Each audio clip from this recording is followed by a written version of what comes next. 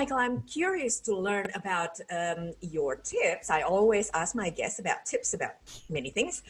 3 tips about about limiting beliefs around money. We've been talking about it quite a bit. And also a couple of examples of the limiting belief itself. What are the saying that our brain is saying to ourselves so people can relate to? Yeah, thank you. So I think the 3 tips that I'll share is that you really need to understand where you are at the moment. So that is what income, expenses, what assets you've got. And a lot of people, that creates fear because there's a bit of shame where they thought that they should be. And when I sit down with clients there, there's no shame, there's no judgment. It's really going, let's just put on the table where you are now. We can't change that. Let's just really look at that, understand where the gaps are in regard to where you're spending money. I often find people are spending, $500 or $1,000 extra than they need to each month, and that's by paying too much on their home loan or paying too much on electricity, whatever. So imagine if you can sit down and just say, well, look, let's put it all out there, and I can show you gaps on where to save money straight away, and that can start building towards holidays or things that are there that you can enjoy. Then we actually just sit down and really start getting that. What are they after? What is important to them? And it's not financial, Ingrid. It's really sitting down and going, what's going to bring joy to you and your family? And it might be a holiday taking the kids or grandkids. It might be this home that we've been really after because it's got a backyard for our grandchildren where they can play and things like that. We just got to look at emotionally what we're trying to achieve in life. We don't put a monetary sense on it. See, a lot of people will go to a financial planner and say, I want to get $1 million. So they, what for? What's that going to do in your life? So it's really just being clear around that picture and an emotional sense there. What does that mean for your life? What does it mean in regard to enjoyment and freedom in your life? So that's really important to know where you are now, really be clear about your journey, and then start understanding your mindset. So really get clarity, because your mindset will either support you to get those goals or it'll work against you. So, and people actually say to me, they go, well, how do I understand my mindset?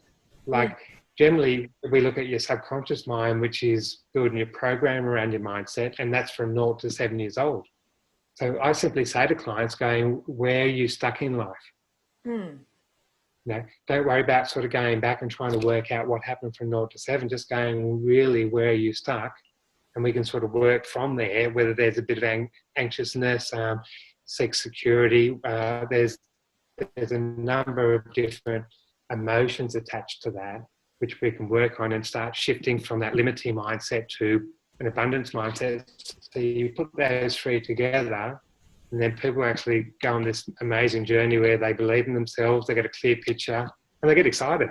They actually feel as if they've got some control and that they can make a difference, and it's a great place to be. And I thought I'd share with your story. I was dealing with a woman, she's 58, and she never knew how to sort of charge money or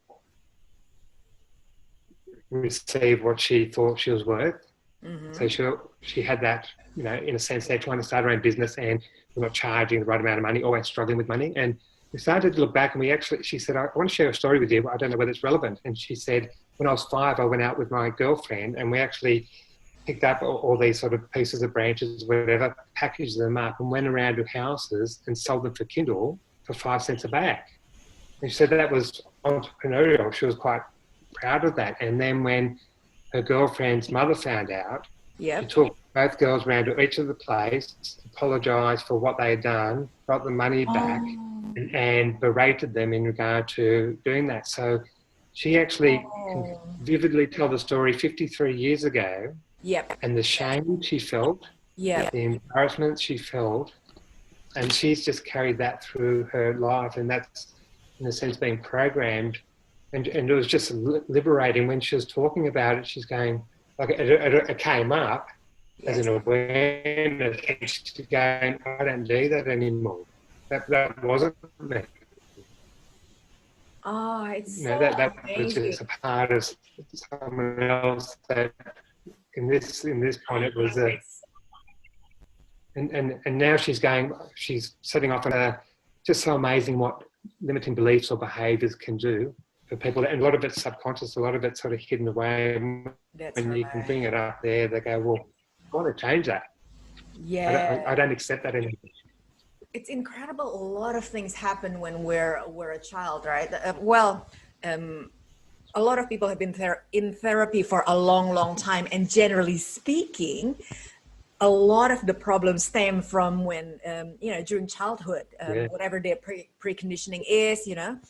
With yeah, my culture, religion, there's a lot of shame and guilt about everything, and so we end up yeah, being like we're high achievers who feels that we're never good enough.